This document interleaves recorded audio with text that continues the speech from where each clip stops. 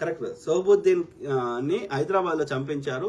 చంపిన వ్యక్తి నయీంతో పని అయిపోయింది కాబట్టి కేసీఆర్ కి చెప్పి ఫేక్ ఎన్కౌంటర్ లో నయీం ని చంపించాడు అమిత్ షా. కరెక్ట్. ఎందుకంటే నయీం బతుకుంటే ఇవన్నీ ఏదో ఒక రోజు బయటపడతాయి కాబట్టి చంపించాడు.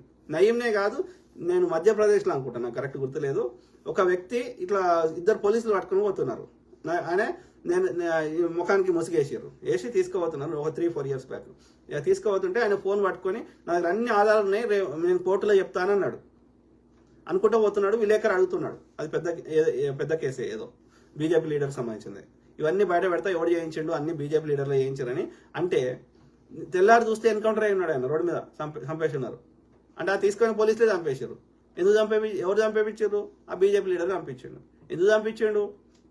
ఎందుకంటే ఆయన కోర్టులో చెప్తే ఆయన మొత్తం వీళ్ళ బతుకులని బయటపడతాయి కాబట్టి. సో ఇట్లా నడుస్తుంది. అంటే ఆ పోలీసులు వీళ్ళ అనుకూలమైన మనుషులు ఉన్నారని అర్థమవుతుంది. వెరీ అనుకూలం. ఇప్పుడు హేమంత్ కర్కరే ఆయన ముంబై దారిలో చనిపోయినట్టే క్రియేట్ చేశారు. ఆయన పుస్తకం రాసిండు ఎస్ఆర్ ముషరఫ్ గారు, ఏంది ఊ కిల్డ్ కర్కరే అని. ఎవరు చంపినరు? హేమంత్ కర్కరే వాళ్ళ కొలిగి చంపిండంట. ఎందుకంటే ఆయన బీజేపీ ఆర్ఎస్ఎస్ మనిషి అంట. ఎందుకు చంపిండు కర్కరే గారిని? ఎందుకంటే ఈ మాలేగావ్ వీటి అన్ని కేసులలో విచారణ చేస్తున్నాడు ఆయన. వీళ్ళకి సంబంధించిన అన్ని ఆధారాలు నాకు దొరికినాయి, వీళ్ళ ల్యాప్టాప్లని. సో కాబట్టి రేపు కోర్టులో ఈ మాలేగావ్ కేసు విచారణకు వస్తే తలకాయ నొప్పి అని చెప్పి ఆయన చంపించారు పోలీసులతో అట్లా. సో అది కేసీఆర్ అనే ఆయన ఇప్పుడు ఆయనతోటి 2,000 కోట్ల వరకు ఎందుకు వాడుకున్నారు నయీంని? అలాగ పంపించింది ఎవరు? నయీం క్రియేట్ చేసింది ఎవరు? చంద్రబాబు నాయుడు గారు. సో చేసి నయీంని నక్సలైట్ లెక్క పంపించి నక్సలైట్లను అంతం చేయడానికి స్టార్ట్ చేశారు. దాన్ని తర్వాత కేసీఆర్ గారు పోలీసులు వాడుకున్నారు. నయీంని వాడుకొని అనేక రకాలుగా దోపిడీ చేయించారు, కబ్జాలు పెట్టించారు. ఓకే, భూములు కానీ ఇండ్లు కానీ అట్లా దాదాపు 2,000 కోట్లు ఆయన వసూలు చేసిండు. ఇప్పుడు ఆయన వసూలు చేసిన డబ్బులన్నీ కావాలి పోలీసు వాళ్ళకి కానీ, లేకపోతే ఆ యొక్క కేసీఆర్ కానీ ఇంకొని కానీ. ఏవి మరి నయీం ఆస్తులేవి చంపించి అవన్నీ తీసేసుకున్నారు. ప్లస్ ఆయన దగ్గర ఏమైనా ఆధారాలు ఉంటే మళ్ళీ రేపు కోర్టులో ఏ కేసు అయినా ఈ కేసు అయినా ఇంకో కేసు అయినా బయటకు వస్తుంది కాబట్టి చంపించారు. అంటే ఎంత దుర్మార్గులు చెప్పండి. MS VS Vasu. మన దేశంలో చాలా రాష్ట్రాల్లో స్థానిక పార్టీలు ఉన్నాయి, పెద్ద పార్టీలు బీజేపీ కాంగ్రెస్ రెండూ తప్ప ఏ రాష్ట్రానికి సంబంధించిన పార్టీలు ఉన్నాయి.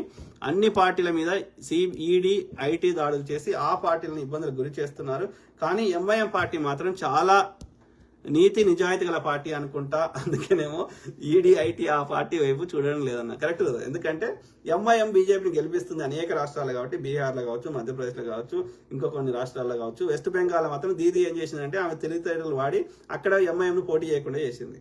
అదర్ దాన్ దట్ మిగతా చాలా చోట్ల ఎంఐఎం కాంగ్రెస్ 70 ఏళ్ల కాంగ్రెస్ పరిపాలనలో ఓన్లీ ఓల్డ్ సిటీలే ఉండే. ఒక 8 సీట్లు 7 సీట్లకు ఉండే. 5,000 కోట్లే వాళ్ళు ఆస్తి ఉండే. ఇలా 50,000 కోట్ల ఆస్తి అయింది. ఒక జాతీయ పార్టీ అయింది ఎంఐఎం. ఎవరు సహకరిస్తున్నారో మీరు ఆలోచించమని నేను ప్రాధాయపడుతున్నాను. సింపుల్.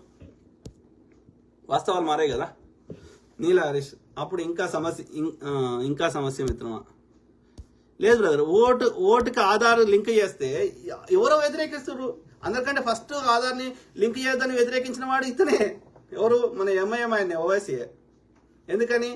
బిగ్గెస్ట్ ఫ్రాడ్ ఓట్స్ ఉన్నది ఈ ఓల్డ్ సిటీలో. ఆయన పేరేంది, నాంపల్లిలో పోటీ చేసిన ఆయన పేరేందో మర్చిపోతే. సో ఆయన ఎన్నిసార్లు చెప్పిండు? ఎక్కువ ఫేక్ ఓట్స్ ఉన్నాయి. ఒక్క ఇంట్లో 10 మంది ఉన్నట్టుగా అట్లా ఫేక్ రాయించడం. ఆధార్ లింక్ చేసి ఫేక్ ఓట్లు పోతాయి. అర్థమైందా?